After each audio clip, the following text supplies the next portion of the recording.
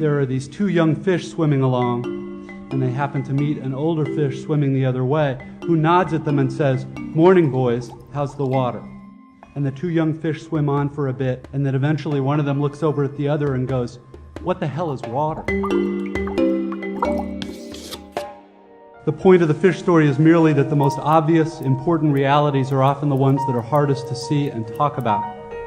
Stated as an English sentence, of course, this is just a banal platitude. But the fact is that in the day-to-day trenches of adult existence, banal platitudes can have a life or death importance. The plain fact is that you graduating seniors do not yet have any clue what day in, day out really means. There happen to be whole, large parts of adult American life that nobody talks about in commencement speeches. One such part involves boredom, routine, and petty frustration. The parents and older folks here will know all too well what I'm talking about. By way of example, let's say it's an average adult day, and you get up in the morning, go to your challenging white-collar college graduate job, and you work hard for 8 or 10 hours, and at the end of the day you're tired and somewhat stressed, and all you want is to go home and have a good supper and maybe unwind for an hour and then hit the sack early, because of course you have to get up the next day and do it all again. But then you remember there's no food at home. You haven't had time to shop this week because of your challenging job. And so now, after work, you have to get in your car and drive to the supermarket. It's the end of a work day, and the traffic is apt to be very bad. So getting to the store takes way longer than it should. And when you finally get there, the supermarket is very crowded, because of course it's the time of day when all the other people with jobs also try to squeeze in some grocery shopping. But you can't just get in and quickly out. You have to wander all over the huge, overlit store's confusing aisles to find the stuff you want. And you have to maneuver your junky cart through all these other tired, hurried people with carts, et cetera, cutting stuff out because it's a long ceremony. And eventually, you get all your supper supplies, except now it turns out there aren't enough checkout lanes open, even though it's the end of the day rush. So the checkout line is incredibly long, which is stupid and infuriating, but you can't take your frustration out on the frantic lady working the register, who is overworked at a job whose daily tedium and meaninglessness surpasses the imagination of any of us here at a prestigious college. But anyway, you finally get to the checkout line's front, and you pay for your food and get told to have a nice day in a voice that is the absolute voice of death. And then you have to take your creepy, flimsy plastic bags of groceries in your cart with the one crazy wheel that pulls maddeningly to the left, all the way out through the crowded, bumpy, littery parking lot, and then you have to drive all the way home through slow, heavy, SUV-intensive rush hour traffic, et cetera. Everyone here has done this, of course, but it hasn't yet been part of you graduates' actual life routine, day after week, after month, after year. But it will be. And many more dreary, annoying, seemingly meaningless routines besides. But that is not the point. The point is that petty, frustrating crap like this is exactly where the work of choosing is going to come in. Because the traffic jams and crowded aisles and long checkout lines give me time to think. And if I don't make a conscious decision about how to think and what to pay attention to, I'm going to be pissed and miserable every time I have to shop. Because my natural default setting is the certainty that situations like this are really all about me. About my hungriness and my fatigue and my desire to just get home. And it's going to seem for all the world like everybody else is just in my way. And who are all these people in my way? And look at how repulsive most of them are, and how stupid and cow-like and dead-eyed and non-human they seem in the checkout line. Or at how annoying and rude it is that people are talking loudly on cell phones in the middle of the line. And look at how deeply, personally unfair this is. If I choose to think this way in the store and on the freeway, fine. Lots of us do. Except thinking this way tends to be so easy and automatic that it doesn't have to be a choice.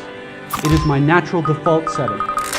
It's the automatic way that I experience the boring, frustrating, crowded parts of adult life when I'm operating on the automatic, unconscious belief that I am the center of the world and that my immediate needs and feelings are what should determine the world's priorities.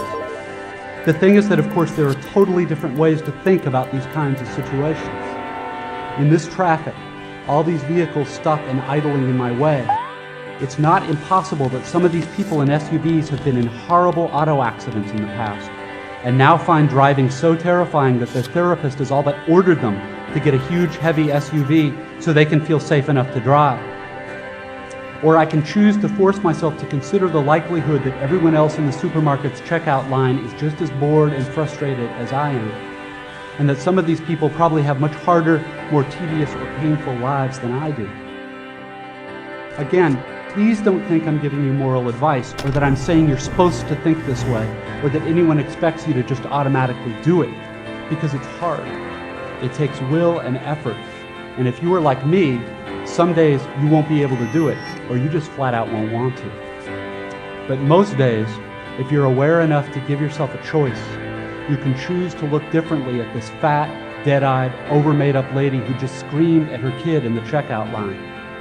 Maybe she's not usually like this. Maybe she's been up 3 straight nights holding the hand of her husband who's dying of bone cancer. Or maybe this very lady is the low-wage clerk at the motor vehicles department who just yesterday helped your spouse resolve a horrific, infuriating red tape problem through some small act of bureaucratic kindness. Of course, none of this is likely, but it's also not impossible. It just depends what you want to consider.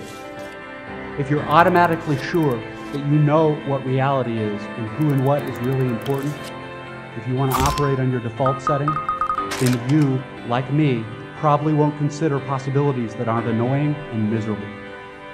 But if you've really learned how to think, how to pay attention, then you will know you have other options.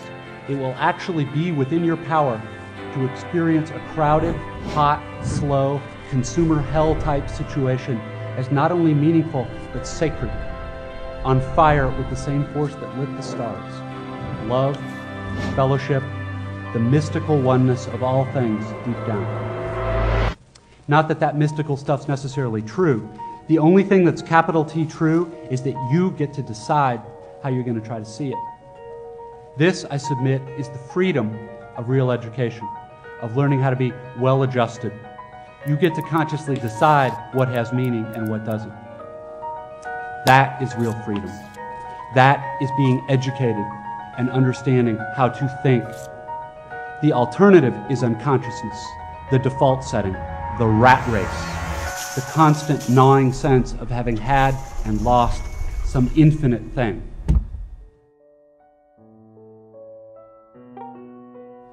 I know that this stuff probably doesn't sound fun and breezy or grandly inspirational the way a commencement speech is supposed to sound. What it is, as far as I can see, is the capital T truth with a whole lot of rhetorical niceties stripped away. You are, of course, free to think of it whatever you wish. But please don't just dismiss it as some finger-wagging Dr. Laura sermon. None of this stuff is really about morality or religion or dogma or big fancy questions of life after death. The capital T truth is about life before death. It is about the real value of a real education, which has almost nothing to do with knowledge and everything to do with simple awareness. Awareness of what is so real and essential, so hidden in plain sight all around us all the time, that we have to keep reminding ourselves over and over, this is water. This is water.